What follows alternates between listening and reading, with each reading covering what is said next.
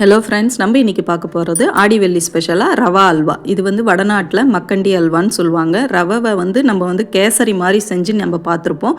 இதை வந்து பாலில் ஊற வச்சு சர்க்கரையை வந்து கேரமலைஸ் பண்ணி அதில் செய்கிறது. இதுக்கு அந்த ஊரில் மக்கண்டி அல்வான்னு சொல்லுவாங்க, நம்ம ரவா அல்வான்னு சொல்லிப்போம். நம்ம வாங்க இது எப்படி செய்கிறதுன்றதை வீடியோக்குள்ளார போய் பார்க்கலாம். இதுக்கு முதல்ல ஒரு வாணலில் 2 டீஸ்பூன் அளவுக்கு நெய் விட்டுக்கோங்க.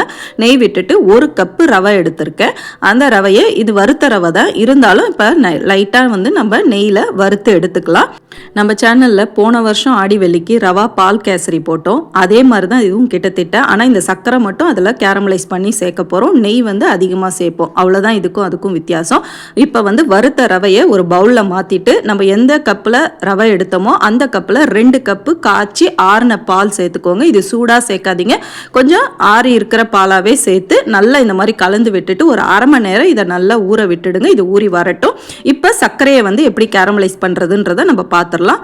அதே வாணல்ல நம்ம எந்த கப்பில் ரவை எடுத்தோமோ அதில் ஒரு 3/4 கப்பு அளவுக்கு நெய் சேர்த்துக்கோங்க. நெய் சேர்த்துட்டு ரவை அளந்த கப்பில் 1 கப்பு சர்க்கரை சேர்த்துக்கோங்க. 1 கப்பு ரவைக்கு 1 கப்பு ரவை சேர்த்துட்டு ஸ்டவ்வை வந்து லோ ஃப்ளேமில் வச்சுட்டு இந்த சர்க்கரையை இதுலேயே நம்ம வந்து நல்லா இந்த மாதிரி கலந்து விட்டுக்கிட்டே இருக்கணும். இது அப்படியே ப்ரௌனாக மாறி அந்த கேரமலைஸ் ஆகி அந்த கலரில் மாறும். அந்த ஸ்டேஜில் நம்ம ஊற வச்சிருக்கிற ரவையை வந்து இதில் நம்ம சேர்த்துடலாம். பாலோட ஊறி இருக்கு இல்லையா, அதை வந்து சேர்த்துட்டு நல்லா இந்த மாதிரி கலந்து விட்டிங்கன்னா ரவை வந்து வெந்து அந்த ஒரு மாதிரி ப்ரௌன் கலர் லைட் ப்ரௌனாக மாறி நமக்கு வந்து இந்த மக்கண்டி அல்வா ரெடி ஆகிடும். இப்போ பார்த்தீங்கன்னா நெய்யோட கலந்து வாணல்லேருந்து ஒட்டாமல் அப்படியே நம்மளுக்கு கலந்து விட்டோம்னா திரண்டு வரும். வாணலில் ஒட்டவே ஒட்டாது. இதுதான் கரெக்டான ஸ்டேஜ்.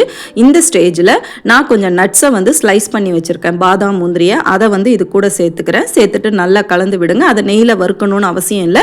நெய்யில் கொஞ்சமாக முந்திரியும் வறுத்து அதையும் நீங்கள் சேர்த்துக்கலாம். ஏலக்காய் தூள் விருப்பம் இருந்ததுன்னா நீங்கள் சேர்த்துக்கலாம். நான் சேர்க்கலை. அது உங்களுக்கு விருப்பம் இருந்ததுன்னா அதையும் சேர்த்துக்கோங்க. சேர்த்துட்டு இப்போ நல்லா இந்த மாதிரி கலந்து எடுத்தோம்னா நமக்கு ரவா அல்வா சூப்பராக ரெடி ஆகிடுச்சு. வடநாட்டில் மக்கண்டி அல்வான்னு சொல்கிற இந்த அல்வாவை நம்ம ரவா அல்வான்னு சொல்லி நம்ம ஊர்லேயும் நம்ம செஞ்சு பார்க்கலாம். உண்மையிலே டேஸ்ட் வைஸ் ரொம்ப சூப்பராக இருக்கும். இந்த ஆடிவெள்ளிக்கு நீங்கள் எல்லோரும் இதை செஞ்சு பார்த்துட்டு எப்படி வந்ததுன்னு கமெண்ட் செக்ஷனில் ஃபீட்பேக் சொல்லுங்கள். அடுத்த ரெசிபியில் சீக்கிரமே சந்திப்போம். தேங்க்யூ.